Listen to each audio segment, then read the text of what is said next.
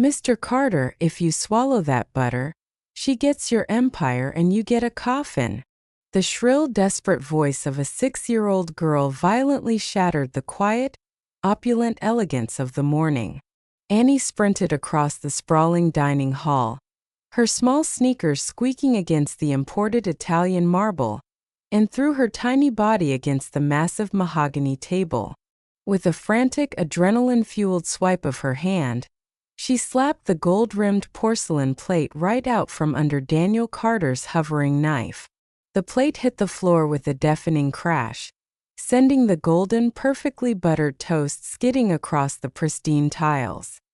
Daniel, a self-made tech billionaire whose mere glare could make seasoned executives tremble, sat completely paralyzed. He stared blankly at his empty hand, then down at the ruined breakfast, and finally at the little African-American girl standing before him. Her chest was heaving, her dark eyes wide with terror, but she stood her ground like a tiny, unbreakable shield. Across the table, Victoria Lang, Daniel's flawless aristocratic fiancée, shot up from her chair. The mask of high society grace instantly melted away, replaced by a twisted visage of pure elitist fury. "You feral, gutter-bred little rat!" Victoria shrieked, her voice echoing off the vaulted ceilings as she pointed a trembling, manicured finger at the child. "Who let the cleaner's kid into my dining room? I will have your mother thrown in a cell for this, and you'll be tossed into the system where you belong. Daniel, call security and throw this trash out." But Daniel didn't move, because Annie wasn't looking at Victoria. She kept her intense, terrified gaze locked dead onto the billionaire's face. "The poison is in the butter, sir," Annie whispered, her voice shaking but her words cutting through the air like a scalpel. "I saw her mix it. If you don't believe me, make her eat it." Narrator. Right now, you are probably holding your breath. How does a 6-year-old child, the daughter of an invisible, overworked house cleaner, end up holding the life of a ruthless tech tycoon in her tiny hands? And why did the future Mrs. Carter just look at a piece of ruined toast as if her darkest, deadliest secret had been exposed to the blinding light of day? To understand the twisted, high-stakes game of greed, deception, and murder playing out inside this mansion, we have to rewind the clock. We have to go back exactly 24 hours to the moment a little girl saw something that was meant to stay buried forever. Flashback transition. The Carter estate was less of a home and more of an impenetrable fortress of wealth. It was a sprawling monument to Daniel Carter's immense success in the tech industry. He was a man carved from sheer ambition, having survived hostile corporate takeovers, devastating market crashes, and backstabbing partners who smiled to his face. But for all his brilliance in the boardroom, Daniel had a glaring blind spot, the crushing, suffocating loneliness that had hollowed him out ever since his first wife passed away. Enter Victoria Lang. She was a flawless socialite, a woman who seemed to glide through life without ever letting her designer heels touch the dirty ground. She knew exactly what to say, how to smile, and how to mold herself into the perfect cure for a billionaire's grief. Daniel genuinely thought he had found a second chance at happiness. He didn't know he had simply unlocked the front door and invited an apex predator into his sanctuary. In the shadows of this immense, glittering wealth lived a completely different world. Sarah, a single mother with chronically tired eyes and a back that constantly ached, spent her days scrubbing the sprawling marble floors of the elite just to keep a modest roof over her daughter's head. And then there was Annie. At 6 years old, Annie was exceptionally bright, observant, and heartbreakingly quiet. She spent hours sitting in the corners of the mansion's massive rooms with her coloring books while her mother worked, learning early on that in a house like this, people who looked like her were meant to be invisible. But being invisible meant you saw absolutely everything. It was past midnight when a sharp pain hit Annie's stomach.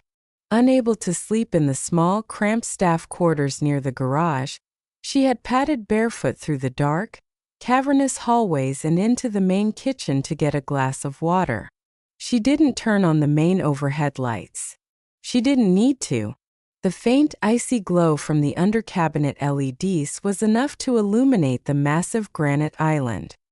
And it was enough to see her. Victoria was standing by the counter, wearing an expensive, flowing silk robe.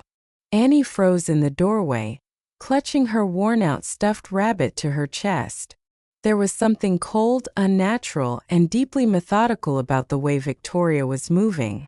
She wasn't preparing a midnight snack. She reached deep into the pocket of her robe and pulled out a small, unmarked white bottle. Annie held her breath, her wide eyes watching as Victoria opened the pristine porcelain butter dish, the specific dish reserved exclusively for Daniel's morning toast.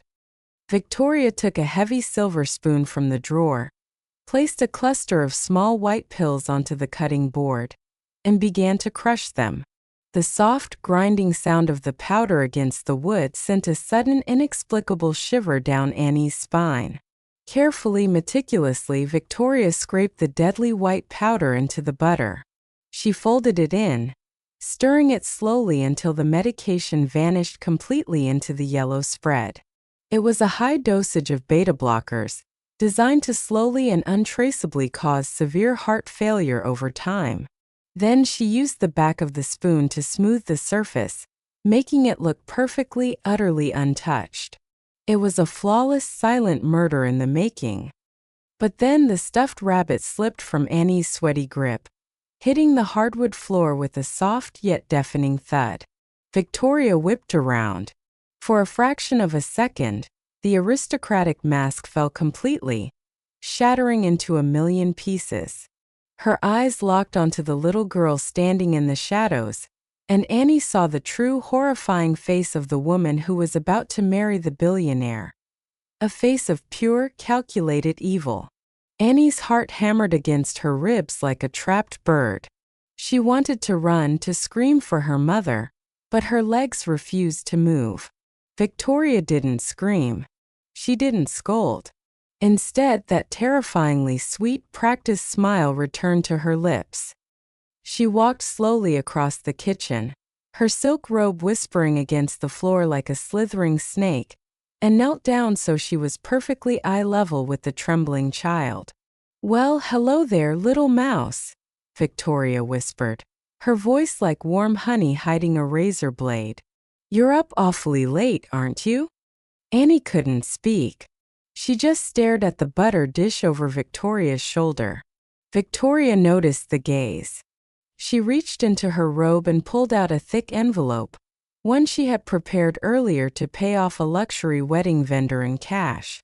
She pulled out a massive stack of crisp $100 bills and pressed them forcefully into Annie's small, trembling hands. "Do you know what this is?" Victoria asked softly, her eyes narrowing with a predatory glint. "This is freedom, sweetie. Sometimes grown-ups have little secrets. That's just special medicine to help Mr. Carter sleep better. He works so hard, you see. If you keep this little secret for me, I'll give your mommy enough money so she never has to scrub my floors or clean my toilets ever again. You can move out of that tiny room and get a big house." Victoria leaned in, her breath hot against Annie's ear, the smile completely vanishing from her face.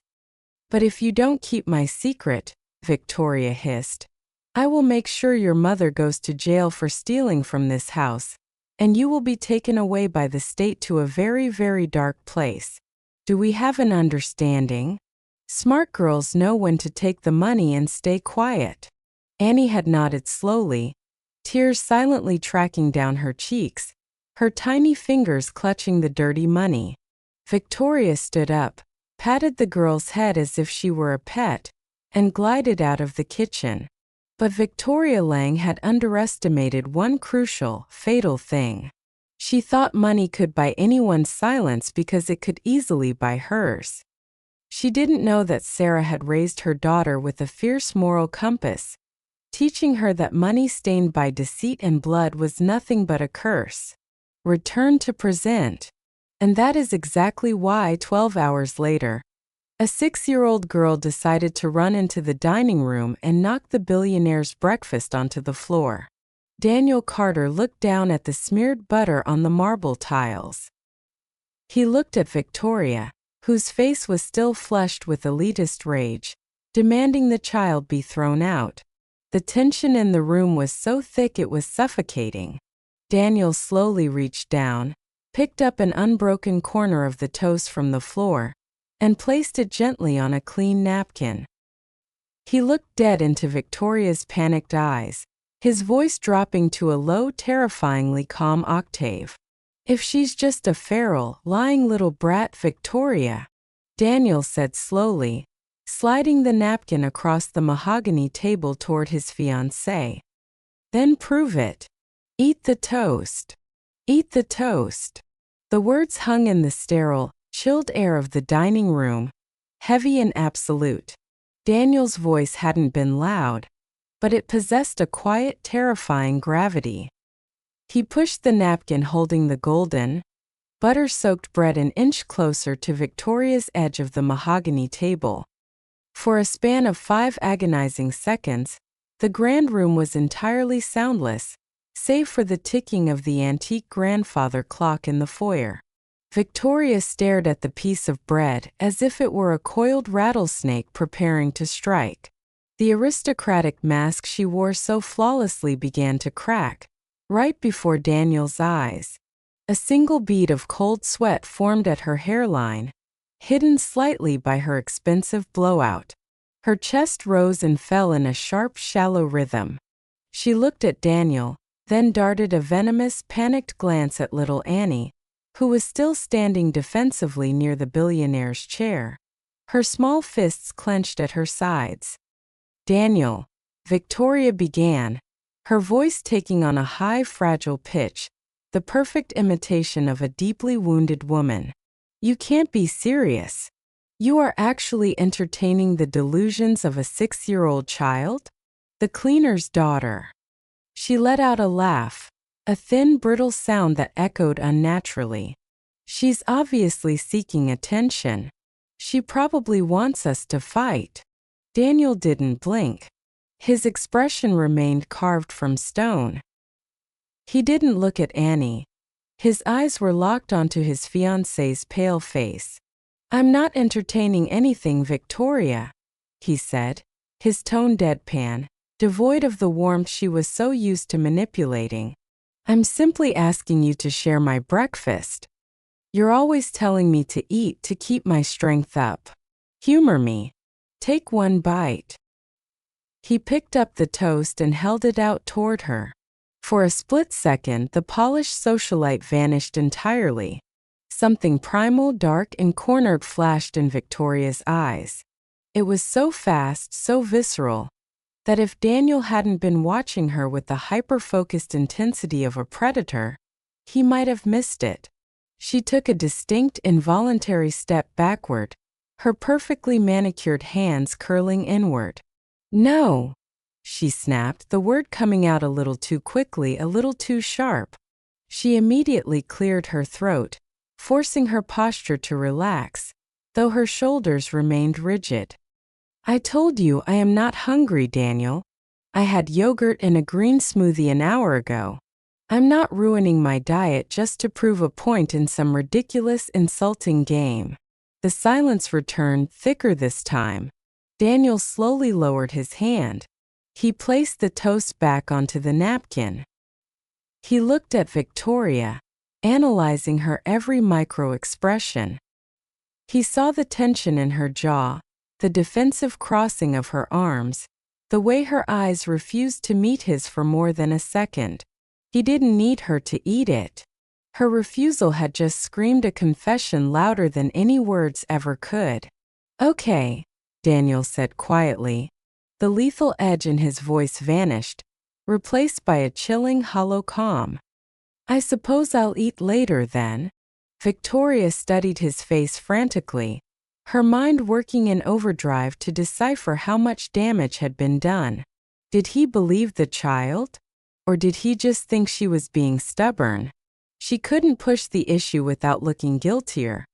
But leaving felt like losing a battle she hadn't realized she was fighting. She forced the warm, loving smile back onto her face, though it didn't quite reach her eyes. It looked pasted on, a grotesque imitation of affection. "Fine," she sighed, playing the role of the exasperated but loving partner. She walked over to the marble counter, picking up her limited edition Hermes handbag with slightly trembling fingers. "If you want to skip breakfast and listen to wild fairy tales, that's your choice. But don't forget to take your vitamins, darling. You really need your strength." She turned toward the grand archway. "I'm going out for a few hours. I have a meeting with the wedding planner about the floral arrangements for the reception, and then I'm heading to the spa. I'll see you this afternoon." "Drive safe," Daniel replied, not looking at her. The heavy oak front door closed with a definitive thud. A moment later, the low, purring engine of her luxury SUV echoed down the long gated driveway, fading into the distance. Daniel did not move. He sat in his chair, staring at the empty archway where the woman he had intended to spend the rest of his life with had just stood. A suffocating wave of betrayal washed over him, followed closely by an icy, calculated fury. He had survived corporate espionage, ruthless competitors, and brutal betrayals in the boardroom. But this was a betrayal of the sanctuary. He slowly turned his head to look at Annie. The 6-year-old girl was still standing there, her dark, expressive eyes wide, staring at the ruined plate on the floor. "You saw that, didn't you, sir?" Annie asked, her voice barely a whisper, echoing in the vast room. "She wouldn't eat it." Daniel didn't answer right away. He stood up, walked over to a kitchen drawer, and pulled out a clear, heavy-duty plastic evidence bag, a remnant from a background check service his security team used. He walked back to the table, used a pair of silver tongs, and carefully lifted the piece of buttered toast, dropping it into the bag and sealing it shut. He then walked over to the refrigerator, pulled out the porcelain butter dish, stared at the perfectly smooth yellow surface for a long moment, and placed the entire dish into a second bag. When he finally spoke, his voice was steady, but it carried a weight that made Annie stand up straighter. "Annie," Daniel said, walking over and crouching down so he was at eye level with the little girl. He looked into her eyes, seeing the raw courage that had propelled her to sprint across the room. "From this moment on, you do not tell anyone what happened here. Not a single soul. Not even your mother. Do you understand me?" Annie's eyes widened with worry at the mention of her mother, but she nodded firmly. "Yes, sir." Daniel placed a gentle, grounding hand on her small shoulder. "Do you realize what you did this morning, Annie?" She shook her head, clutching her stuffed rabbit. "You didn't just knock a piece of bread out of my hand," Daniel said quietly, his voice thick with a sudden, overwhelming emotion he had to force down. "You saved my life." Annie was silent for a moment.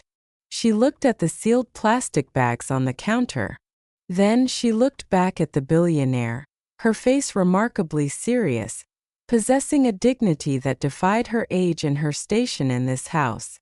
"I didn't do it because you're rich, Mr. Carter," Annie said, her voice steady and clear. "I did it because she tried to buy me. She tried to make me bad. And my mom always says, people who try to buy children are never good people. Money doesn't make a lie into the truth."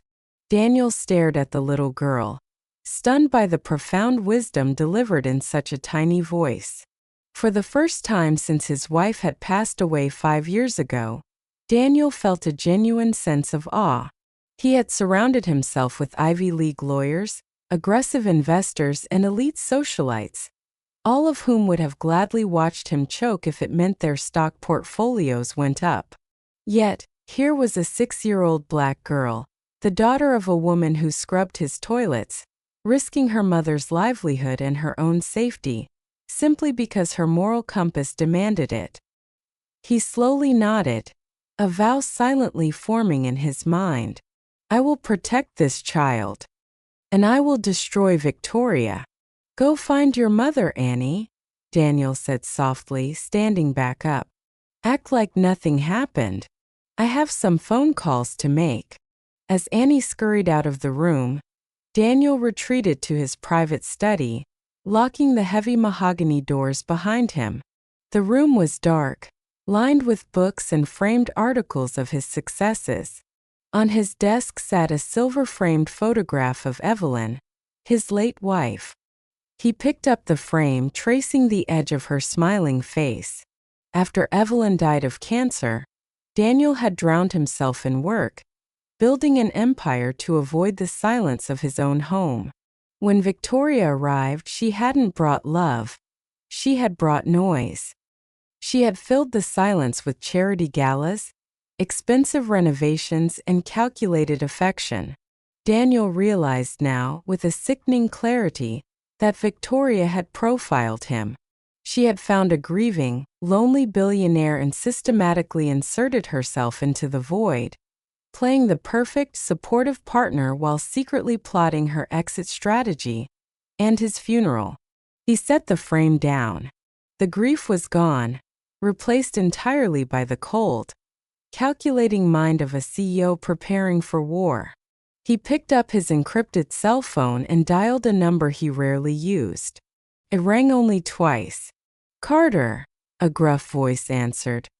It was Frank, a retired federal investigator who now ran Daniel's private security and intelligence firm. Frank, I need you at the estate. Use the service entrance. Don't let anyone see you, Daniel commanded, his voice sharp and businesslike. What's the situation? Frank asked, his tone shifting instantly into high alert. I have 2 items that need to be transported to a private, off-the-books toxicology lab immediately, Daniel said, his eyes resting on the sealed plastic bag containing the buttered toast. I want them tested for heavy sedatives, heart medications, specifically beta blockers, or any compound that mimics natural cardiac arrest when administered in continuous, low doses. Frank was silent for a second. Jesus, Daniel. Are you okay? I'm alive, Daniel replied coldly. Second thing, I need you to bypass the main security hub and pull the raw footage from camera 3 in the main kitchen. Last night, between midnight and 2 a.m., download it locally to an encrypted drive. I don't want the cloud system logging the access. You suspect an inside job? Frank asked. Daniel looked out the window of his study. Far down the driveway, he could see Sarah, Annie's mother, carrying a heavy basket of laundry toward the guest house, wiping sweat from her brow. And walking beside her, holding her free hand, was a brave little girl with a stuffed rabbit. It's not a suspicion, Frank, Daniel said, his voice dropping to a deadly whisper. It's a hostile takeover. And the enemy is sleeping in my bed. Part 3. The masterpiece of deception. The heavy steel door of the underground garage clicked open with a soft metallic thud. Frank slipped into the shadows of the estate just 30 minutes after Daniel's call. He was a man who carried the weight of a long career in intelligence, gray-haired, broad-shouldered, with eyes that constantly scanned the perimeter. He didn't park in the main circular driveway. He knew better. When a billionaire calls you on an encrypted line and tells you his house is compromised, you treat the mansion like a hostile war zone. Daniel was waiting for him in the dimly lit corridor that connected the garage to the staff quarters. He handed Frank a thick, insulated briefcase. Inside were the 2 sealed evidence bags containing the ruined toast and the porcelain butter dish. Get this to the private lab, Daniel instructed, his voice low, clipped, and devoid of any emotion. I want a rush on the mass spectrometry. I need to know exactly what chemical compound I was supposed to ingest this morning. Frank took the briefcase, his seasoned eyes studying Daniel's pale, rigid face. I'll have a preliminary report in a few hours. Who else knows about this, Daniel? Just me, Daniel lied smoothly, instinctively protecting Annie. He wasn't about to put a 6-year-old girl on anyone's radar, not even his most trusted head of security. Now let's go to the server room. Most guests marveling at the Carter estate assumed the small, unmarked door near the wine cellar was a utility closet. Only Daniel and Frank knew it housed a state-of-the-art, closed-circuit security hub that operated completely independently of the mansion's main Wi-Fi. The room was freezing, cooled by industrial fans to keep the servers from overheating. Daniel sat in front of the massive array of monitors and quickly typed in a series of alphanumeric passcodes. Camera 3. Main kitchen. Timestamp 12:45 a.m., Daniel muttered, his fingers flying across the mechanical keyboard. The center screen flickered to life, displaying the monochrome, high-definition night vision feed of the kitchen. For a few agonizing seconds, the room was empty. Then the kitchen door swung open. Victoria walked onto the screen. Daniel felt a physical tightening in his chest. A sharp, suffocating pain that had nothing to do with poison and everything to do with heartbreak.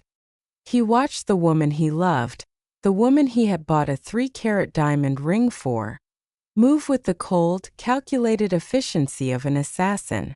Frank leaned closer to the monitor, his jaw clenching as Victoria pulled the small bottle from her robe. "Look at her hands, Daniel," Frank pointed out, his voice a low rumble of professional disgust. No tremors. No hesitation. She's completely calm. This isn't a crime of passion. This is a premeditated, highly organized hit. They watched as she crushed the pills, mixed them into the butter, and meticulously smoothed the surface. Beta blockers most likely, Frank murmured, his eyes narrowing. In massive concentrated doses, they lower the heart rate until it just stops. To a regular coroner, it looks exactly like a stressed-out, overworked tech CEO simply had a massive cardiac arrest in his sleep. It's the perfect murder. Clean. Untraceable. Daniel didn't say a word. He just stared at the screen as Victoria smiled at something off-camera. The moment Annie had dropped her toy, though the camera angle didn't capture the little girl in the shadows. He watched Victoria reach into her robe, hand over a thick envelope of cash, and then smoothly exit the room. "She's not just trying to kill me, Frank," Daniel finally spoke, his voice dropping to a terrifying absolute zero. The heartbreak was gone. The businessman, the ruthless strategist who had crushed rival corporations into dust, was fully awake. "She's trying to execute a corporate takeover." "What do you mean?" Frank asked. 3 months ago, she convinced me to update my life insurance policy. $5 million. But that's just pocket change, Daniel explained, his eyes reflecting the cold blue light of the monitors. "We were supposed to sign the prenuptial agreement next week. If I die before the wedding, she doesn't get the estate. But she recently asked me to sign a temporary power of attorney for my personal shares in the company, claiming it would protect my assets while I was out of the country for a merger next month." Frank swore under his breath. "If you die with that document signed, she gets voting control of your empire until the estate is settled. She could liquidate everything, drain the accounts, and disappear." "She's not acting alone," Daniel stated, his mind connecting the invisible dots.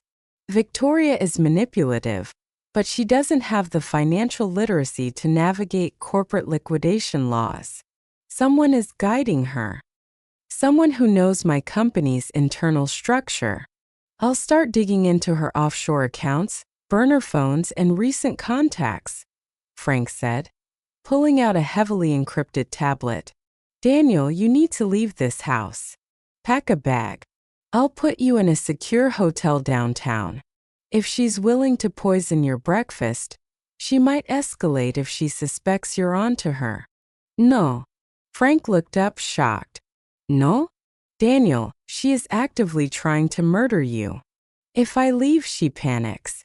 If she panics, she destroys evidence, warns her accomplice, and plays the victim, Daniel said, turning his chair to face Frank. I am not going to just survive this, Frank. I am going to completely systematically destroy her. I want to know who her partner is. I want every single piece of her plan out in the open. And to do that, I have to let her believe she is winning. Frank stared at his boss, realizing that Daniel Carter was about to play the most dangerous game of chess of his life. You're going to sleep in the same bed as the woman poisoning your food? I'm going to do more than that, Daniel said, a dark, humorless smile touching the corners of his mouth. I'm going to make her think the poison is working.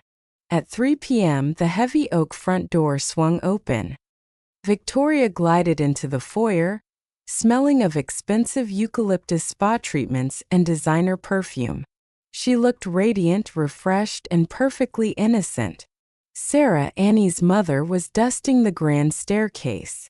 Good afternoon, Miss Victoria, Sarah said politely, keeping her head bowed. Victoria didn't even look at her. Make sure you polish the banisters twice, Sarah. They looked dull yesterday, she snapped haughtily, dropping her Hermes bag onto a side table. From the corner of the hallway, little Annie stood clutching her stuffed rabbit.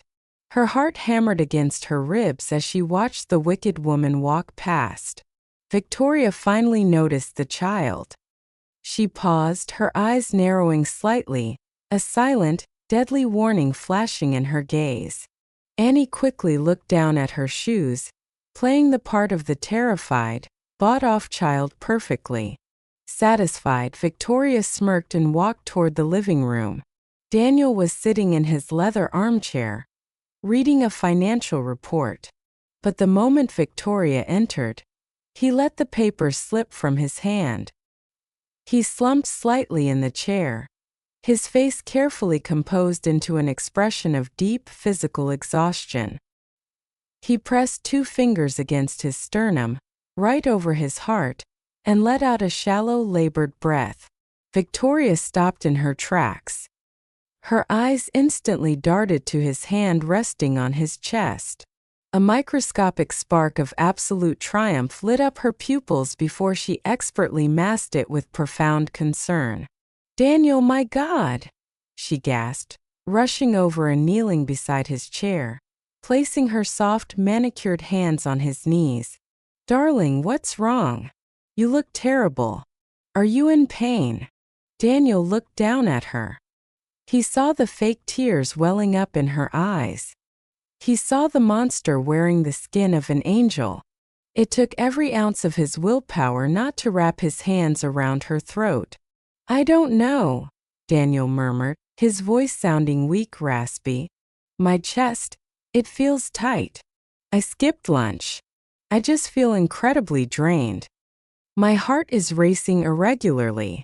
Victoria reached up and stroked his cheek gently. Oh, sweetheart. I told you that you worked too hard.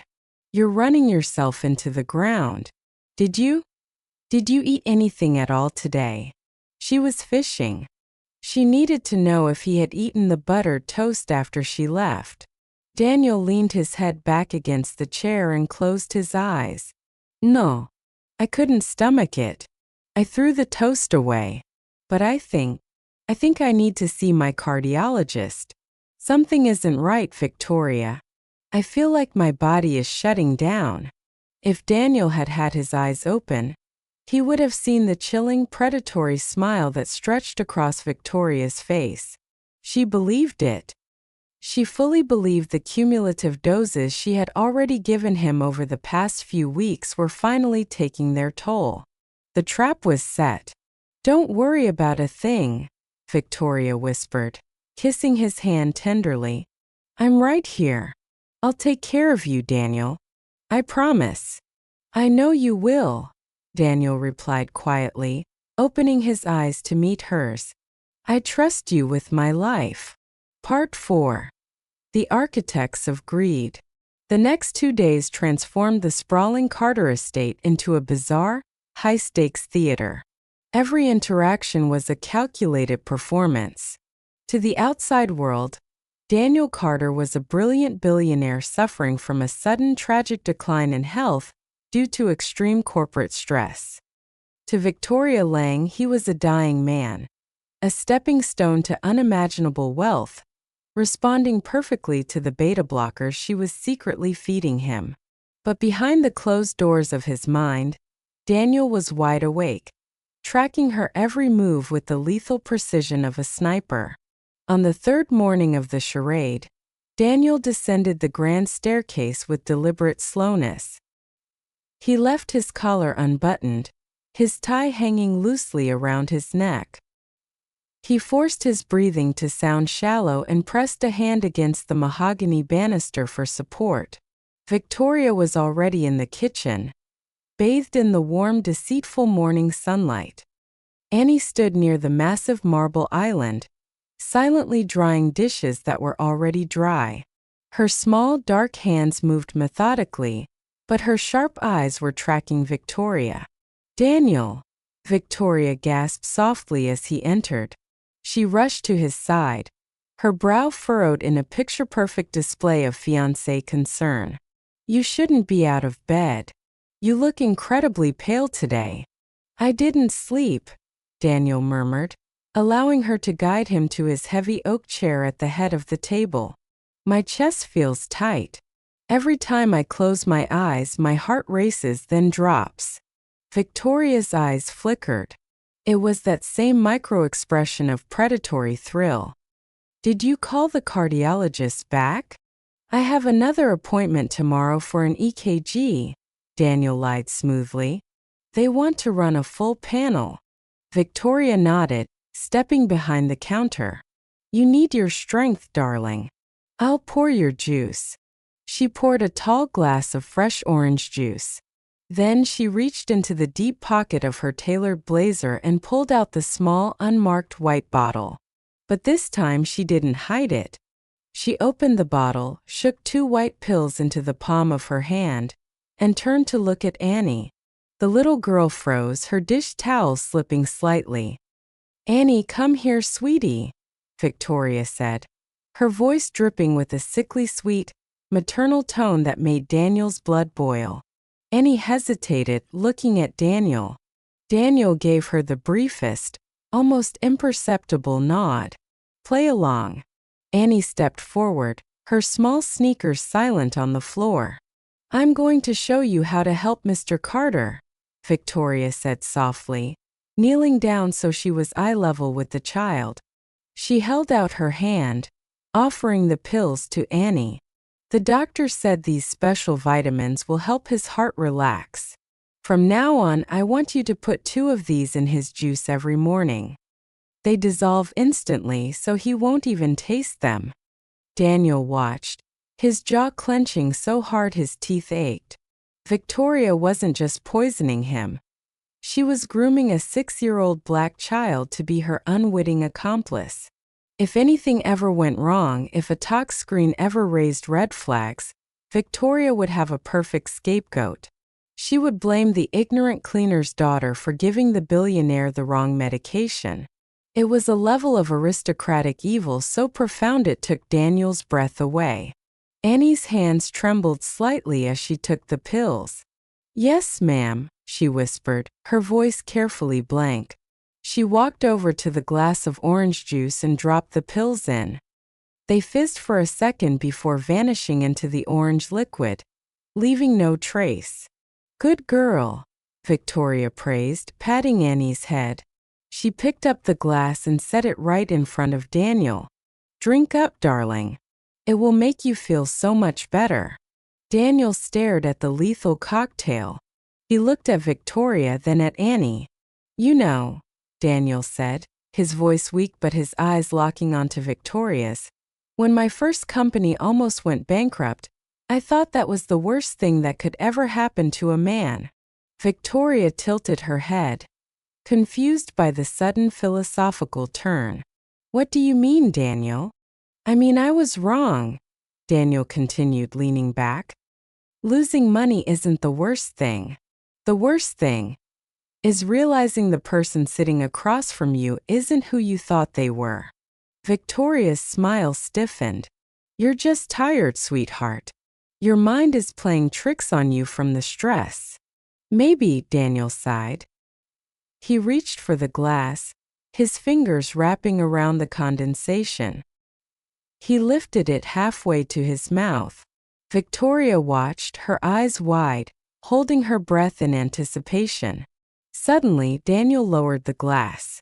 Victoria, could you get my cell phone? I think I left it on the sofa in the living room.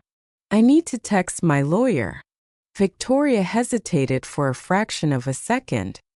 She hated taking her eyes off the glass, but she couldn't refuse a simple request without breaking character. Of course, darling. Drink your juice while I get it. The second her heels clicked out of the kitchen and into the hallway, Daniel moved with terrifying speed. He stood up, grabbed the poison juice, and dumped it straight down the sink, running the garbage disposal to wash it away. He grabbed a fresh glass, poured a new serving of juice from the fridge, and sat back down just as Victoria reappeared in the archway. Here it is, she said, handing him the phone. Her eyes immediately darted to the glass in his hand. Daniel looked right at her, raised the glass, and drained it in 3 long swallows. He set the empty glass down with a soft clink. Delicious, Daniel said, wiping his mouth with a linen napkin. Victoria exhaled, a genuine, relaxed smile finally gracing her lips. Good. You'll be resting very soon, Daniel. I promise. Later that afternoon, the trap deepened. Daniel sat in his darkened study, the heavy doors locked. Frank sat across from him, tossing a thick, manila folder onto the mahogany desk. You were right, Daniel, Frank said, his voice grim. She's not smart enough to build this financial guillotine alone. I followed the money from her offshore accounts. Daniel opened the folder. Inside were bank statements, wire transfers, and corporate registry documents. 3 months ago, a shell company was registered in the Cayman Islands under the name Redwood Strategic Consulting, Frank explained, pointing to a highlighted line of text. Victoria has been receiving monthly consulting fees from them, but Redwood isn't a real firm. It's a pass-through entity. I dug through the corporate veil, bypassed the proxy directors, and found the primary shareholder. Frank slid a single photograph across the desk. Daniel looked down at the glossy image, and a cold, heavy silence filled the room. The face staring back at him belonged to a tall, silver-haired man in his early 60s, wearing a bespoke suit and a notoriously arrogant smirk. Michael Trent, Daniel whispered, the name tasting like ash in his mouth. Michael Trent was Daniel's former business partner. 10 years ago, they had built the foundation of the Carter Empire together. But Michael was greedy, unethical, and willing to gut their own employees for a quick profit. Daniel had forced a brutal buyout, effectively exiling Michael from the tech industry's elite inner circle. Trent knows your company's internal structure better than anyone except you, Frank said, crossing his arms. He knows the bylaws, the board of directors, and exactly how the temporary power of attorney works. He's the architect. Victoria is just the weapon he's using to execute the takeover. Daniel closed the folder, resting his hands flat on the desk. The betrayal was complete. The woman in his bed and the man from his past had conspired to murder him, steal his legacy, and likely throw a 6-year-old girl under the bus to cover their tracks. They've scheduled my death like a corporate merger, Daniel said, his voice dangerously calm. What's the play, Daniel? Frank asked, leaning forward. We have enough to go to the police. We have the video of her poisoning the butter. We have the lab results confirming the beta blockers.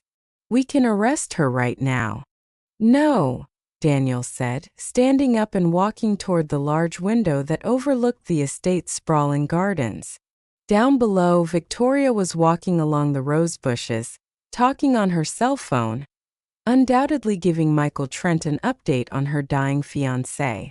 "If we arrest her now, Michael Trent hires the best lawyers on the East Coast, claims he only gave her financial advice, and walks away clean," Daniel said, his eyes narrowing into slits. "I want them both. I want them in the same room. I want them to confess on tape." Daniel turned back to Frank, the aura of a ruthless, self-made billionaire radiating from him.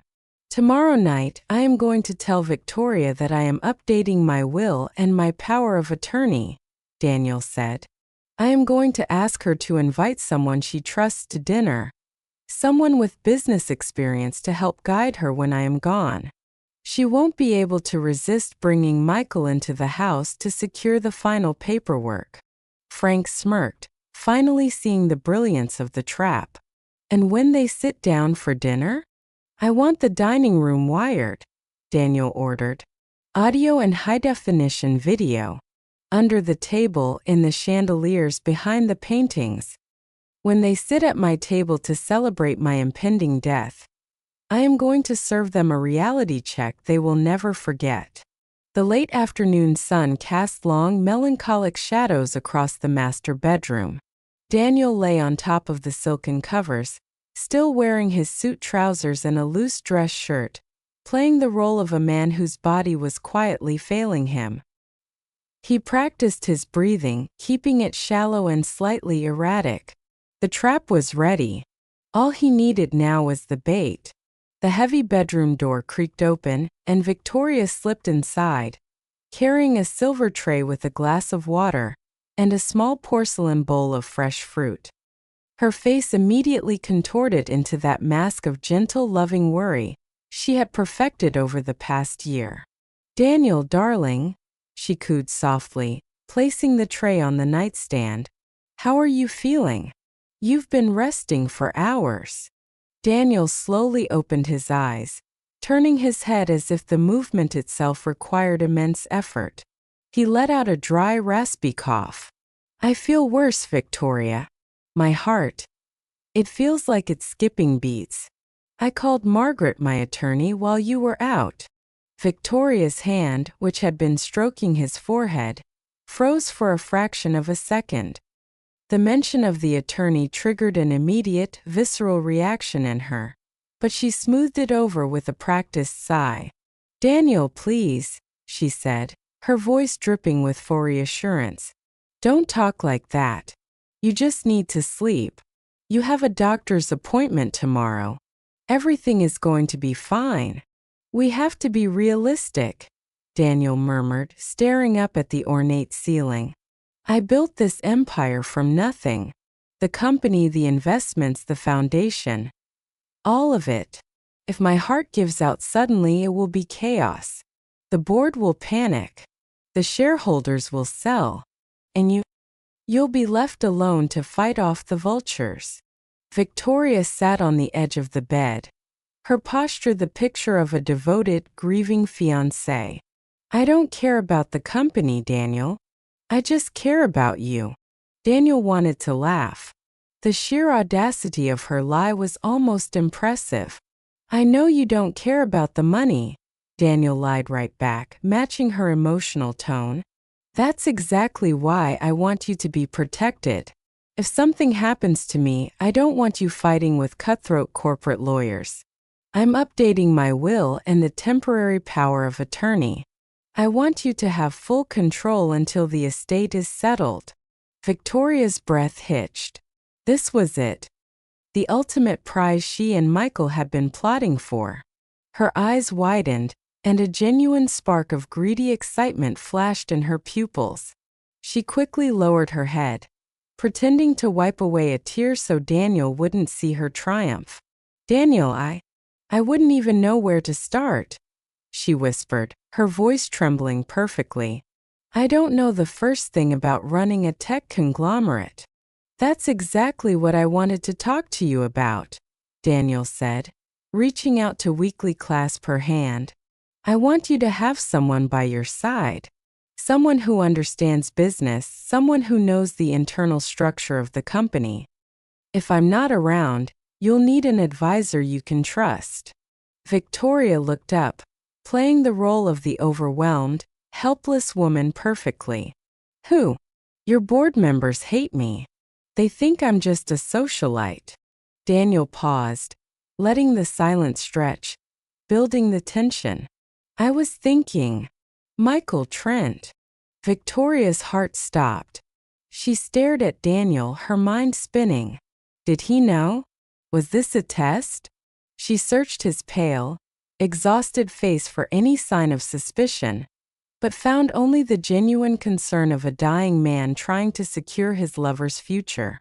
Michael? She repeated carefully, testing the waters. But you two had a massive falling out years ago. You bought him out. You hate him. I hated his methods, yes, Daniel sighed, closing his eyes again. But Michael understands my company better than anyone alive. He knows the shares, he knows the accounts, he knows the legal loopholes. We may have been enemies, but he's a pragmatist. If you pay him a consulting fee, he'll guide you through the transition. He'll make sure the board doesn't eat you alive. Victoria bit the inside of her cheek to stop herself from smiling. It was too perfect. Daniel was literally handing her the keys to the kingdom and inviting her co-conspirator through the front door. If you really think that's best, darling, Victoria said hesitantly, playing her part to the bitter end. I do, Daniel said.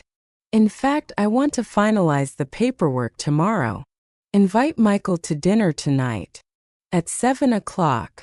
I want to look him in the eye and make sure he agrees to help you when I'm gone. Tonight, Victoria said, standing up a little too quickly. Are you sure you're strong enough for a dinner party? It won't be a party, Daniel said softly, the double meaning of his words completely lost on her. It will just be the three of us. Laying all our cards on the table. I'll call him right now, Victoria said, practically gliding toward the door, unable to hide her eager anticipation. I'll tell Sarah to prepare the dining room. The moment the door clicked shut, Daniel sat up. The illusion of the dying man vanished instantly. He pulled his encrypted phone from his pocket and texted Frank. The bait is taken. Trent is coming at 7 o'clock. Wire the room. Downstairs, Victoria rushed out into the garden, her heels sinking slightly into the manicured lawn. She needed distance from the house. She pulled out her burner phone and dialed Michael Trent's private number. Tell me he's dead. Michael's voice crackled through the speaker, arrogant and impatient. Better. Victoria breathed, a manic, breathless laugh escaping her lips. He wants to sign the power of attorney over to me tomorrow. And Michael, he wants you here. Tonight. For dinner. There was a long pause on the other end of the line. Me? Why the hell would he want me there? He's terrified I won't be able to handle the board when his heart gives out, Victoria explained, pacing near the rose bushes. He wants you to be my corporate advisor. He's literally handing us the company on a silver platter. The beta blockers are destroying him, Michael. He's weak, he's confused, and he's desperate. Michael let out a low, dark chuckle. I have to admit, Victoria, I didn't think you could pull this off. You played the grieving fiancé beautifully. I'll be there at 7 o'clock. Dress appropriately. We're going to be celebrating a very hostile takeover. Victoria hung up, looking back at the massive mansion. It was almost hers. The marble floors, the bank accounts, the status. She smiled, a cold, empty expression that chilled the afternoon air. Inside the house, The preparations for the dinner party began. Sarah and Annie were in the kitchen, washing the expensive crystal wine glasses and polishing the silver cutlery. Victoria had ordered a lavish meal, steak, roasted vegetables, and a very expensive bottle of Cabernet. While Victoria was upstairs choosing a dress, Frank slipped back into the house through the service entrance. Dressed as an HVAC repairman, he walked directly into the grand dining room. Annie watched him from the kitchen doorway. She recognized the gruff man from the day before, the one who had taken the plastic bags. Frank moved with practiced speed. He crawled under the massive mahogany table, attaching 3 microscopic, high-definition audio transmitters to the underside of the wood. Next, he moved to the corners of the room. He swapped out 2 decorative books on the shelf with hollowed-out versions containing pinhole cameras. He adjusted a floral arrangement on the credenza, hiding a 3rd camera that had a direct, unobstructed view of the exact chair Victoria would be sitting in. Daniel walked into the dining room, fully dressed in a sharp dark suit. He looked at Frank. "Are we live?" Frank pulled out his tablet, showing 3 crystal-clear video feeds and a highly sensitive audio wavelength graphic. "We capture a pin dropping, Daniel. The police are on standby 3 blocks away. When I give the signal, they roll in." Daniel nodded, his eyes cold and focused. He turned and saw Annie standing in the archway, clutching her stuffed rabbit, looking nervously at the strange equipment. Daniel walked over to her and knelt down. "Annie," he said gently, ensuring his voice didn't carry upstairs. "Tonight is going to be a very loud night. There might be some shouting. There might be police." Annie's eyes widened. "Are they going to take her away?" "Yes," Daniel promised. "But I need you to do exactly as I say. When the doorbell rings and the guest arrives, I want you and your mother to stay in the staff quarters. Do not come out into the main house. Lock the door. Do you understand?" Annie nodded, her small face resolute. "Are you going to be okay, Mr. Carter?" Daniel offered her a small, genuine smile, the first he had truly felt in days. "Because of you, Annie, I am going to be perfectly fine. Now go to your mom." At exactly 6:58 p.m., the heavy wrought iron gates of the Carter estate swung open. A sleek black Mercedes S-Class glided up the long driveway, its headlights cutting through the descending twilight. Daniel stood in the foyer, adjusting his cuffs. He took a deep breath, dropping his heart rate, forcing the color to drain from his face, and adopting the posture of a man standing on the edge of the grave. The doorbell chimed, a deep, resonant sound that echoed through the silent mansion. Victoria came floating down the grand staircase, wearing a stunning backless crimson dress that looked less like morning attire and more like a victory gown. She smiled at Daniel, a look of pure toxic affection. "I'll get it, darling," she said, walking past him to the heavy oak doors. She pulled the doors open and there stood Michael Trent. He wore a tailored charcoal suit, his silver hair perfectly styled, looking every bit the wealthy, arrogant aristocrat he believed himself to be. "Michael," Victoria said warmly, stepping aside to let him into the foyer. "Thank you so much for coming on such short notice." "Victoria, you look stunning as always," Michael replied, his voice smooth and dripping with false sympathy.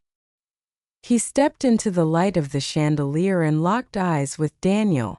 For a moment, the 2 men just stared at each other. 10 years of bad blood, corporate warfare, and unspoken hatred hung thickly in the air. Michael looked Daniel up and down, noting the loose collar, the pale skin, the slight slump in his posture. Michael's eyes gleamed with a predatory satisfaction. He truly believed Daniel was dying. "Daniel," Michael said, extending a hand that felt like a snake. "It's been a long time. You don't look well, old friend. Daniel looked at the extended hand, forcing himself to reach out and shake it. Michael's grip was firm, dominant. Daniel's grip was intentionally weak. I don't feel well, Michael, Daniel said quietly, playing the final act of the charade. That's why you're here. Let's go to the dining room. It's time we settled my affairs. The grand dining room of the Carter estate had hosted countless galas, charity dinners, and high-stakes corporate negotiations. It was a room designed to intimidate, with its vaulted ceilings, heavy velvet drapes, and a massive crystal chandelier that cast a fractured, brilliant light over the 20-foot mahogany table. But tonight, the table was set for only 3. Daniel sat at the head, slouched slightly, his face a masterpiece of feigned exhaustion. Victoria took her place to his immediate right, her crimson dress pooling around her chair like freshly spilled blood. Michael Trent took the seat to Daniel's left, completely at ease, exuding the smug, untouchable aura of a man who believed he had already won the war. Sarah, her hands trembling imperceptibly, served the first course, a delicate lobster bisque. She kept her head bowed, avoiding eye contact with the monsters sitting at the table. Daniel caught her eye for just a fraction of a second and gave a microscopic nod. Go. Lock the door. Sarah practically fled the room, retreating to the staff quarters where little Annie was waiting, clutching her stuffed rabbit in the dark. This is exquisite, Victoria, Michael said smoothly, lifting his silver spoon. You truly have elevated the standard of this house.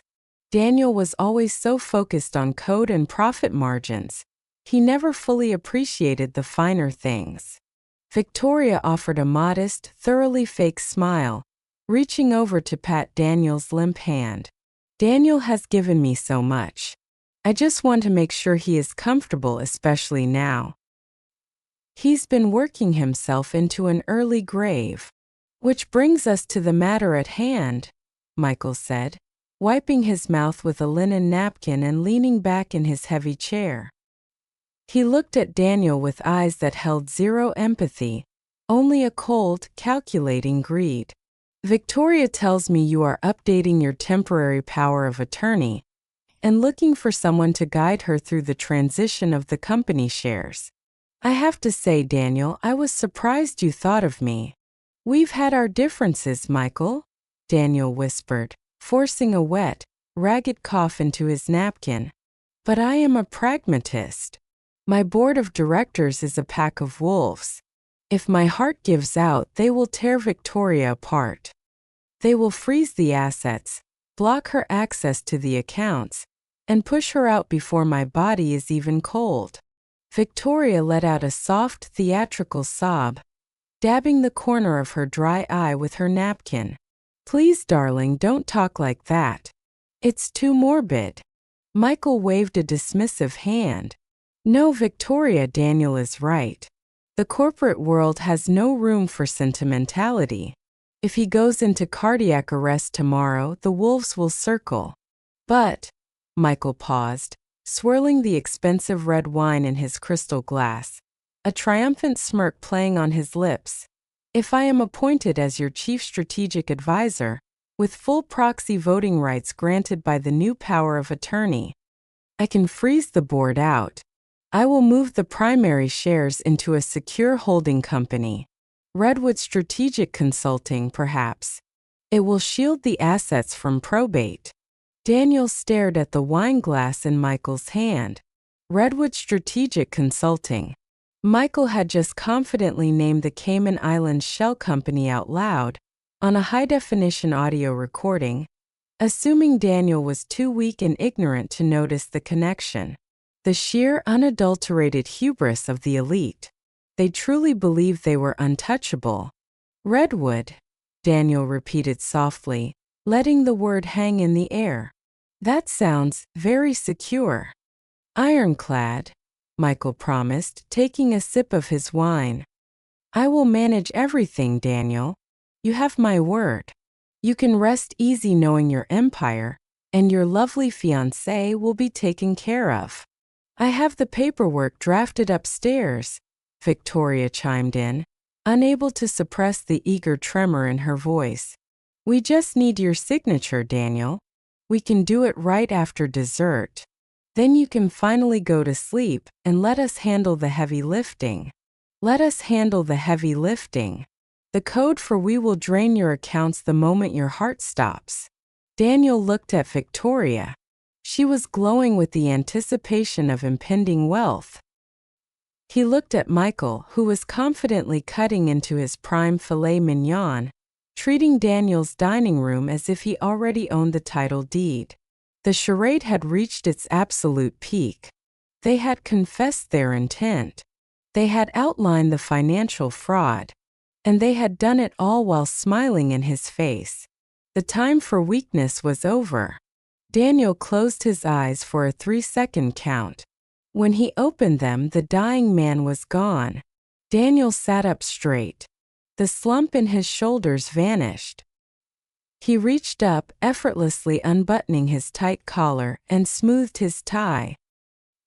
He picked up his own glass of water, took a slow, deliberate sip, and set it down with a sharp, echoing crack against the mahogany table. The sudden, aggressive shift in his physical demeanor was so jarring that Michael stopped chewing. Victoria blinked, her fake smile faltering as a sudden chill swept through the room. You know, Michael, Daniel said. His voice was no longer a raspy, weak whisper. It was a booming, resonant baritone that carried the absolute, terrifying authority of a billionaire who had just caught a rat in his vault. I have to admit, the financial strategy is brilliant.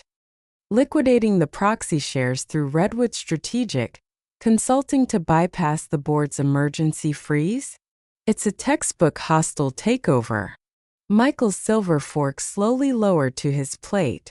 The smug arrogance began to drain from his face, replaced by a sudden, creeping confusion. Daniel. What are you talking about? Your voice. But there is a massive, fatal flaw in your merger, Daniel continued, leaning forward, resting his elbows on the table, his piercing gaze locking onto Michael's widening eyes. Victoria let out a nervous, high-pitched laugh. Darling, are you feeling a surge of energy? The doctor said that might happen right before. She stopped herself, realizing what she had almost said. Right before the beta blockers cause a massive, untraceable cardiac arrest? Daniel finished her sentence for her, his voice dripping with venom. The room went dead silent. The ticking of the grandfather clock in the foyer sounded like a bomb counting down. Victoria's face drained of all color, turning an ashen, sickly white. Her mouth opened but no sound came out. Her manicured hands began to tremble so violently that her silverware rattled against the porcelain plate.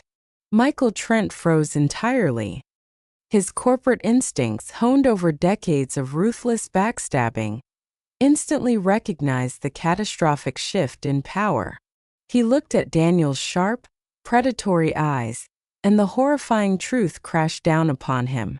The problem with slow poisoning Victoria, Daniel said, turning his cold, unforgiving gaze toward his fiancée, is that it takes time. It requires a routine.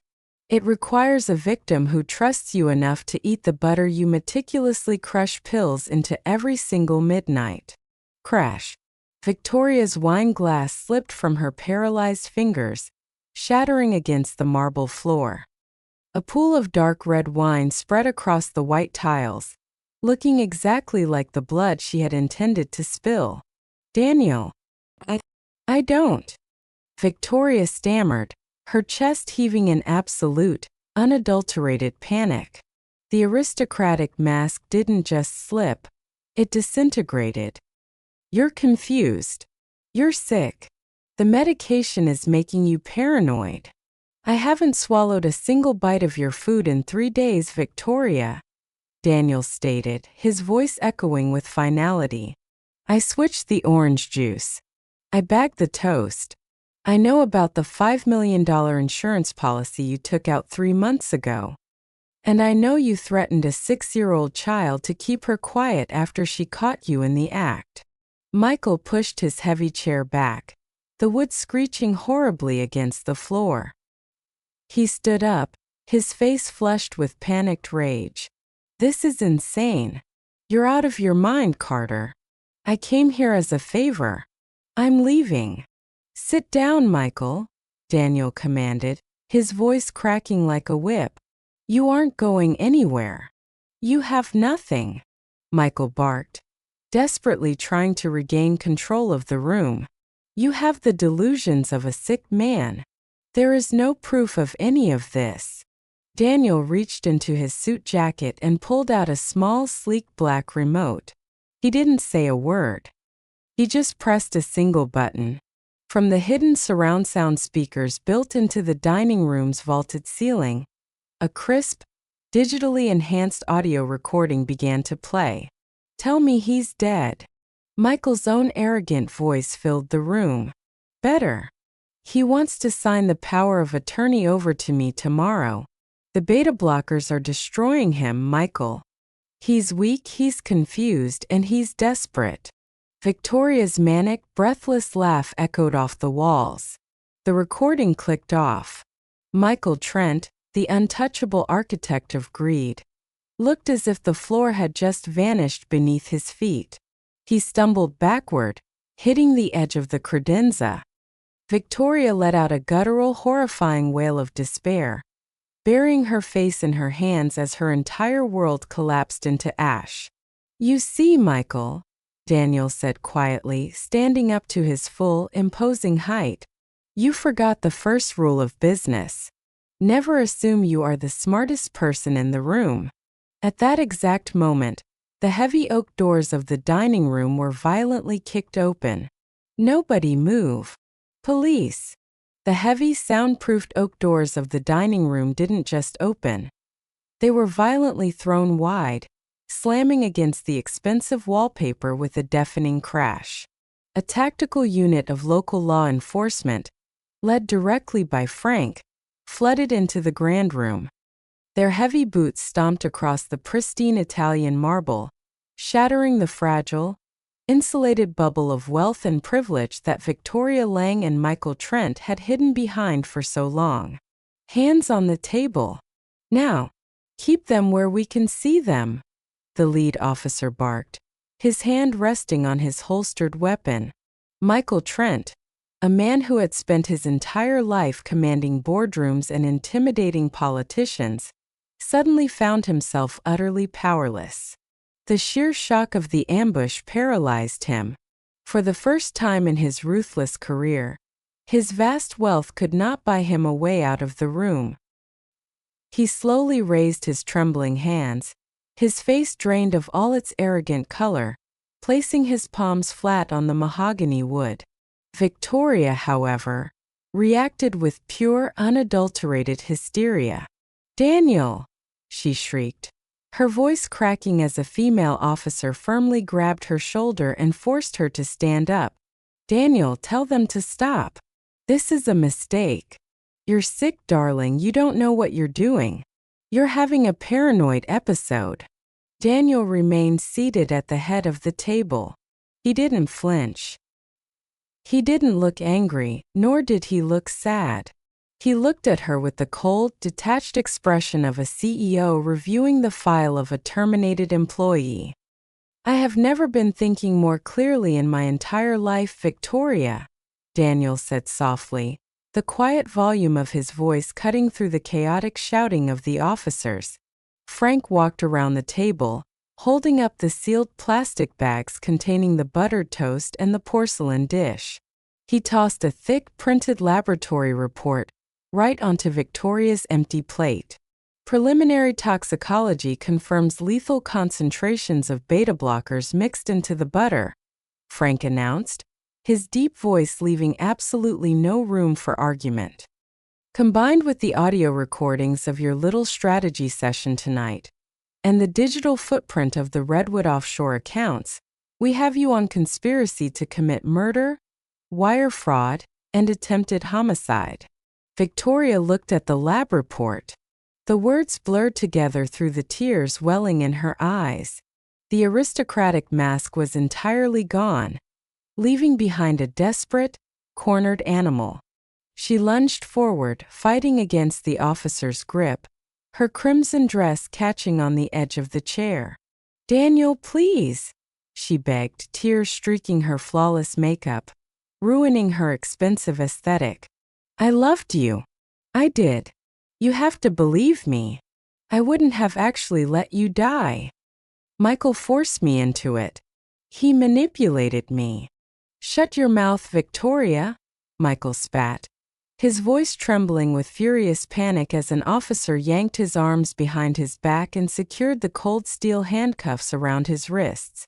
He glared at Daniel. "You think you've won, Carter? You think this proves anything? I am Michael Trent. I will have the best defense attorneys on the East Coast bury this department in injunctions. I'll be out on bail before midnight." Daniel finally stood up. He walked slowly around the table, stopping just inches from Michael. "You might get bail, Michael," Daniel said, his voice terrifyingly calm. "But by tomorrow morning, the audio of you plotting a hostile takeover via my murder will be leaked to the Wall Street Journal, Bloomberg, and the SEC. Your assets will be frozen pending a federal fraud investigation. Your reputation will be utterly destroyed. You won't just go to prison. You will go there completely broke and universally despised." Michael's jaw clamped shut. The reality of his absolute ruin finally settled over him. His knees buckled slightly, the arrogant tech titan reduced to a pathetic, shivering old man in a tailored suit. "Take him out," the lead officer commanded. As Michael was dragged out of the dining room, the female officer turned Victoria around to handcuff her. Victoria sobbed, a loud, ugly sound that echoed in the vaulted ceilings.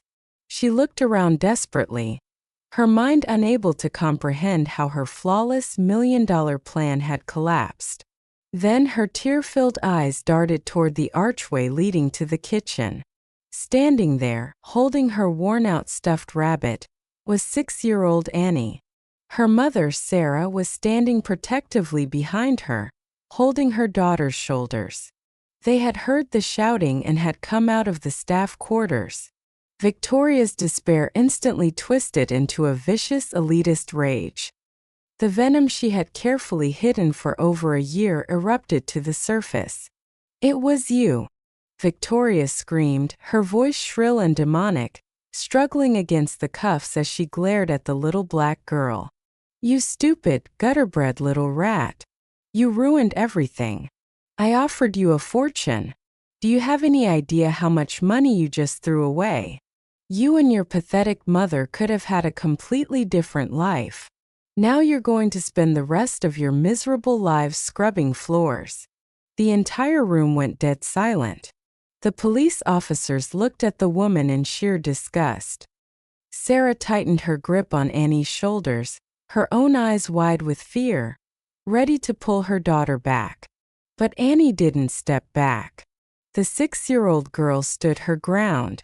She looked at the screaming, crying, handcuffed socialite in the million-dollar dress. Annie didn't yell. She didn't cry. She just looked at Victoria with a profound, piercing pity that no adult could ever mimic.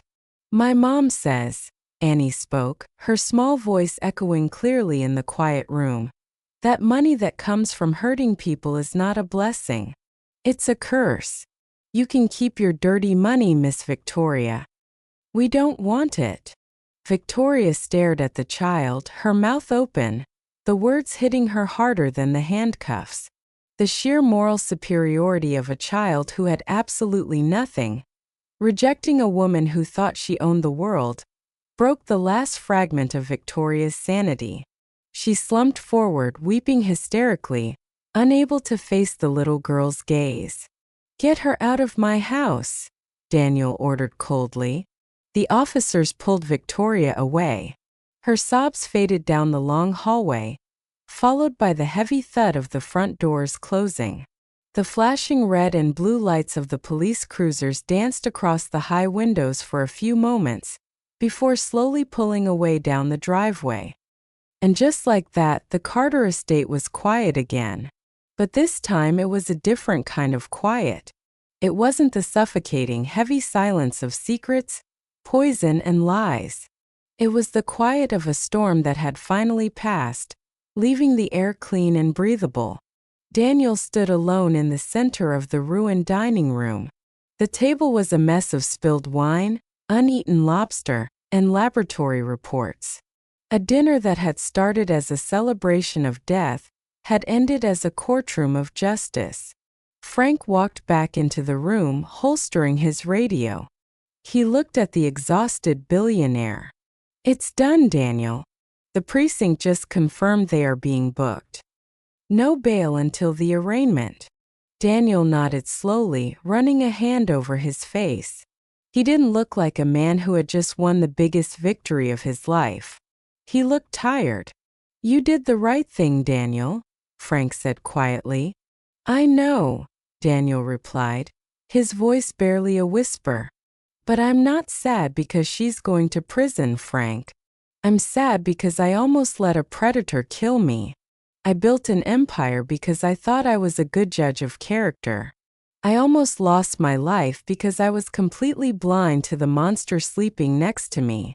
He turned around and looked toward the hallway. Sarah and Annie were still standing there. Sarah looked terrified, as if expecting to be fired or blamed for the chaos. Daniel took a deep breath, adjusting his suit jacket, and walked slowly toward the mother and daughter. It was time to settle the most important debt of his entire life.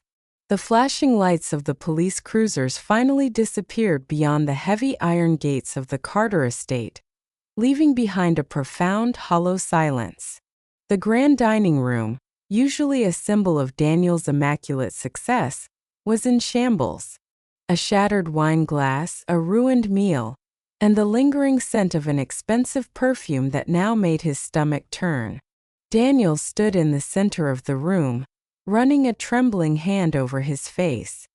He felt like a man who had just survived a plane crash, standing amidst the wreckage of his own life, wondering how he had missed all the warning signs. He turned toward the grand archway.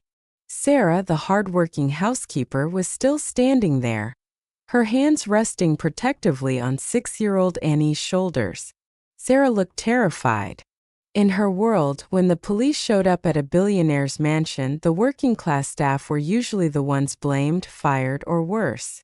Daniel took a deep, steadying breath, adjusted his suit jacket, and walked slowly toward them. As he approached, Sarah immediately began to apologize, her voice shaking with fear. "Mr. Carter, I am so sorry," Sarah stammered, looking down at the marble floor, completely unaware of the magnitude of what her daughter had just accomplished. If Annie did something wrong, if she was somewhere she wasn't supposed to be, please forgive her. I'll make sure she stays in the quarters from now on. We don't want any trouble. I need this job, sir. Please." Daniel's heart broke a little more. He looked at Sarah. A single black mother who worked 16-hour days, scrubbing floors and polishing silver, living in constant fear of offending people who didn't even bother to learn her last name. She was apologizing for her daughter's presence, entirely oblivious to the fact that her daughter had just altered the course of history. "Sarah," Daniel said, his voice softer and gentler than he had ever allowed it to be in this house. He stepped closer and gently placed a hand on her arm, stopping her frantic apologies. "Look at me." Sarah cautiously raised her eyes. She expected to see the cold, calculating glare of the CEO she worked for. Instead, she saw a man whose eyes were shining with unshed tears of profound gratitude. "You have absolutely nothing to apologize for," Daniel said quietly. He dropped down to one knee, ignoring the expensive fabric of his suit, until he was perfectly eye level with Annie. The little girl was still clutching her stuffed rabbit, her dark eyes solemn and watchful. "Annie," Daniel said, his voice thick with emotion, "do you know what Victoria and Michael were planning to do to me tonight?" Annie nodded slowly. "They were going to make you go to sleep forever. And take your company." "Yes," Daniel whispered. "They were. And they almost succeeded. They had the money, they had the lawyers, they had the perfect plan. I am a man who gets paid to see things coming, but I was completely blind to them." He reached out and gently held Annie's small hand. "You were the only one who saw the truth. And you were the only one brave enough to say it." Sarah gasped, her hand flying to her mouth as the reality of the situation finally crashed down on her. "Oh my God. The police. They were trying to. They tried to murder me, Sarah," Daniel confirmed, looking up at the mother. "And Victoria offered your daughter a fortune to look the other way. She threatened her. She threatened you. But your daughter." Daniel looked back at Annie, a smile of pure awe breaking through his exhaustion. "Your daughter marched into my dining room, knocked a poisoned plate out of my hand, and looked a monster dead in the eye without blinking."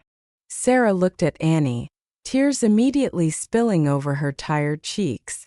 She dropped to her knees beside Daniel and pulled her daughter into a fierce, desperate hug. "I was so scared, Mom," Annie finally whispered, her brave facade cracking just a little as she buried her face in her mother's shoulder. "She was so mean. She said we would go to a dark place." "You are never going to a dark place," Daniel said firmly, standing back up. He looked around the sprawling, empty mansion. It suddenly felt incredibly cold. "In fact, you are never sleeping in those staff quarters again." Sarah looked up, panic flashing in her eyes again. "Sir? Are you letting us go?" "I am letting you go from this job, yes," Daniel said. He pulled a pristine white handkerchief from his pocket and offered it to Sarah. "Because tomorrow morning, my legal team is setting up an irrevocable trust fund in Annie's name. It will cover her education, from private grade school all the way through whatever Ivy League university she chooses to attend." Sarah stared at him, completely paralyzed. "Mr. Carter, I can't accept that. That's millions of dollars. It's too much." "It's not enough," Daniel corrected her sharply, though his tone was entirely respectful. "Money is just numbers on a screen, Sarah. It's what I use to keep score in a game that doesn't actually matter. What your daughter gave me tonight, I cannot buy that. I cannot put a price on my own life, and I certainly cannot put a price on the moral compass you instilled in this child." Daniel walked over to the grand window, looking out at the dark estate. "Victoria thought she was superior because she wore designer clothes and knew which fork to use at a gala," Daniel said, his voice echoing with disgust. "She thought she could buy a little black girl's silence because she assumed poverty equaled a lack of morals. She underestimated you. She underestimated Annie. And that arrogance is going to cost her the rest of her life in a federal penitentiary." Daniel turned back to them. "I'm buying you a house, Sarah, in whatever neighborhood you want. You are done scrubbing floors. You are going to raise this brilliant, brave girl in a home that belongs to you. That is not a gift. That is a debt paid in full." 3 months later, Daniel Carter stood in front of the floor-to-ceiling glass window of his corner office, 60 stories above the bustling heart of the city. He looked down at the tiny, ant-like figures moving across the concrete intersections below. Hundreds of thousands of people rushing to work, chasing money, chasing success, all completely oblivious to how close the billionaire towering above them had come to dying on his own kitchen floor. From the outside, Daniel's life had returned to a state of absolute, untouchable normalcy. The tech empire was thriving, the stock prices had stabilized, and the board of directors was docile and terrified. having witnessed exactly what happened to those who plotted against their CEO. The media, however, had fed on the scandal like starved wolves. The headlines of the Wall Street Journal and the tabloids had screamed the same sensational words for weeks.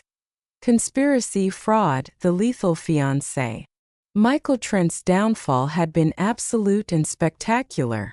Denied bail due to his vast offshore resources and flight risk, the arrogant architect of the hostile takeover was currently sitting in a maximum security federal holding cell.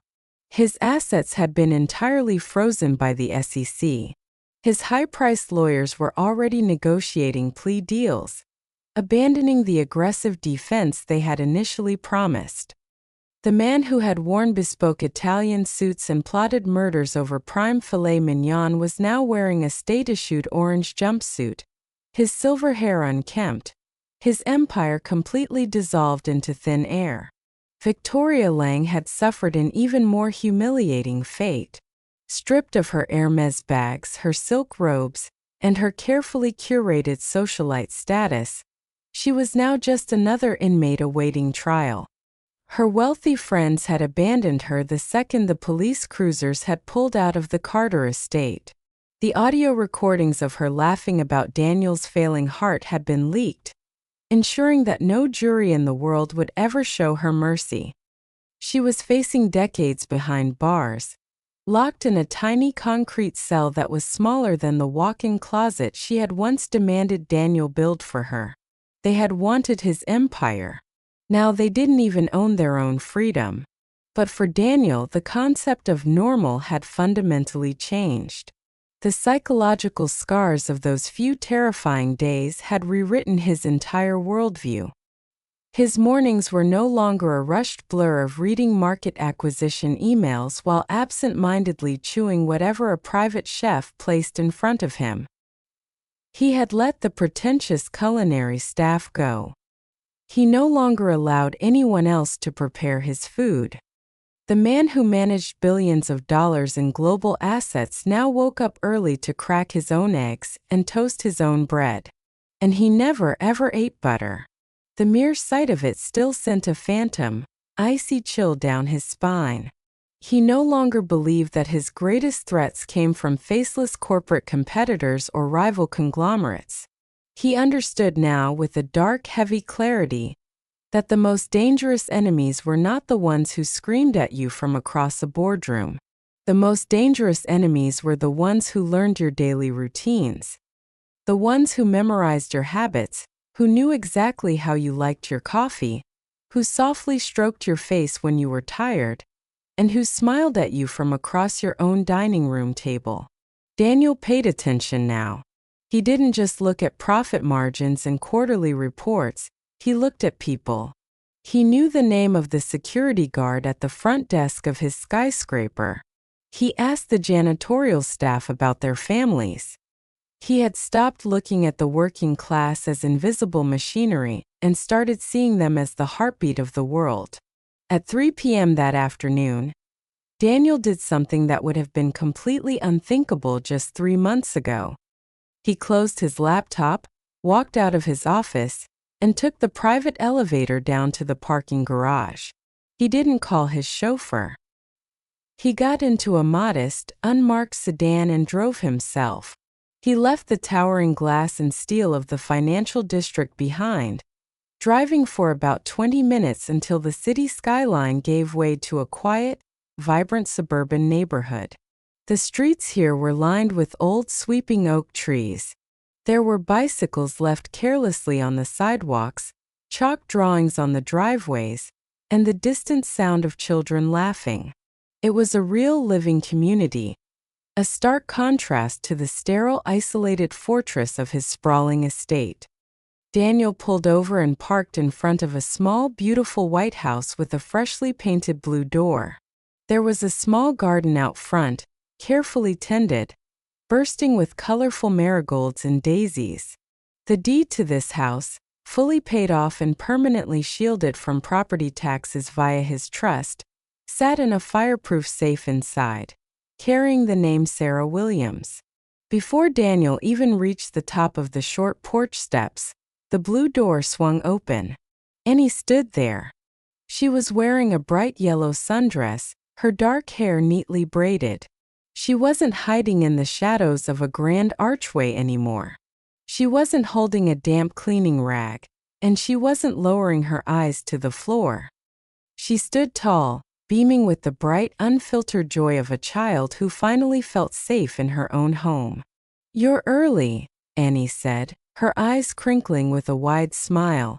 Daniel smiled back, a genuine warm expression that smoothed the hard lines of his face. "I said I would come see your new place, didn't I? A CEO never breaks a contract." He stepped inside. The house wasn't massive, but it felt infinitely larger and warmer than his mansion ever had. The air smelled of fresh vanilla paint and something savory baking in the kitchen. The walls were decorated with framed drawings Annie had made. And there was a cozy, worn-in sofa in the living room. Felt like a home. Sarah walked out of the kitchen, wiping her hands on a clean dish towel. The transformation in her was nothing short of miraculous. The dark, heavy bags under her eyes that had been carved by years of exhaustion and fear were completely gone. She was wearing comfortable jeans and a soft sweater, moving with the relaxed grace of a woman who finally owned the ground she stood on. When she saw Daniel, her face lit up. "Mr. Carter," she said warmly, stepping forward to greet him. "You really didn't have to come all this way just to check on us. We know how busy you are." "I wanted to," Daniel replied, looking around the bright, sunlit living room. He inhaled deeply. "It looks incredible, Sarah. It feels peaceful." Annie nodded enthusiastically, bounding over to stand beside her mother. "It's so quiet at night, Mr. Carter. Not like the old apartment near the highway. And Mom doesn't come home so tired anymore. She even has time to read me stories before bed." Sarah placed a loving, gentle hand on her daughter's head, smiling a little shyly at Daniel. "I still work, sir," she said, a note of quiet pride in her voice. "But just one job now. An administrative role at the local clinic. Normal hours. No more scrubbing floors until midnight. No more 3 jobs just to keep the lights on." Daniel nodded, a deep sense of satisfaction washing over him. This was what real power was supposed to be used for. Not for crushing rivals or hoarding assets in offshore accounts, but for breaking the chains of poverty for people who actually deserved it. They moved into the small dining area, taking a seat at a simple wooden table. It was nothing like the 20-foot mahogany table where Daniel had nearly lost his life, but as he sat down, looking at the smiling faces of the mother and daughter who had saved him, Daniel felt more comfortable here than he had anywhere else in years. The simple, home-cooked meal was nothing like the extravagant lobster bisque or prime filet mignon served at the Carter estate. It was just roasted chicken, mashed potatoes, and green beans. Yet, as Daniel Carter sat at the small wooden table in the modest dining room of the White House with the blue door, he ate with an appetite he hadn't felt in months. There was no tension here. No hidden agendas. No calculated smiles. Just the warm, authentic hum of a real family. "How is the new school, Annie?" Daniel asked, setting his fork down and giving the 6-year-old his full attention. Annie took a sip of her juice, kicking her small feet under the table. "It's hard," she admitted honestly, her brow furrowing slightly. "The math is really fast. But the teachers are nice. And they have a huge library. The principal told my mom that if I keep reading the way I do, I might get to skip a grade next year." Daniel smiled, looking at Sarah, who was beaming with quiet, immense pride. "I'm not surprised in the slightest," Daniel said. "You have one of the sharpest minds I've ever encountered." A comfortable silence settled over the table. But beneath Annie's bright demeanor, the shadow of the mansion still lingered. A small trauma she was still processing. "Mr. Carter?" Annie asked softly, her voice dropping to that serious, older-than-her-years tone. "Yes, Annie. Are you still scared when you eat breakfast?" Sarah stopped eating, her eyes darting to Daniel, worried that the question was too invasive. But Daniel didn't flinch. He looked at the little girl, appreciating her blunt, unapologetic honesty. He thought about the question carefully before answering. "I'm not scared anymore, Annie," Daniel said, his voice low and steady. "But I pay attention now. Before, I used to think that the most important thing was the food on the table, the business deals, the money. Now, I think about who is sitting at the table with me. That matters infinitely more than what's on the plate." Annie seemed to digest that thought, her dark eyes staring at the wooden grain of the table. She pulled her stuffed rabbit a little closer to her chest. "I almost didn't tell you," she admitted, her voice trembling just a fraction. It was a confession she had been carrying like a heavy stone. "When Miss Victoria caught me in the kitchen, she gave me so much money. It was more money than I had ever seen in my whole life. She told me we could buy a big house. For a minute, I really thought about not saying anything. I thought about taking the money so my mom wouldn't be so tired." Sarah closed her eyes, a tear slipping down her cheek. She reached out and squeezed her daughter's hand. Daniel leaned forward, his gaze locked onto Annie's. He didn't offer her empty platitudes. He gave her the absolute truth. "That is exactly what makes what you did so important, Annie," Daniel said firmly. "If doing the right thing was easy, everyone in the world would do it. But it's not easy. Sometimes doing the right thing costs you something. It forces you to be brave when you are terrified. You were tempted because you love your mother. But in the end, you chose the truth." He paused, letting the weight of his words settle. Doing the wrong thing might buy you a house, but it costs you who you are. Sarah wiped her eyes.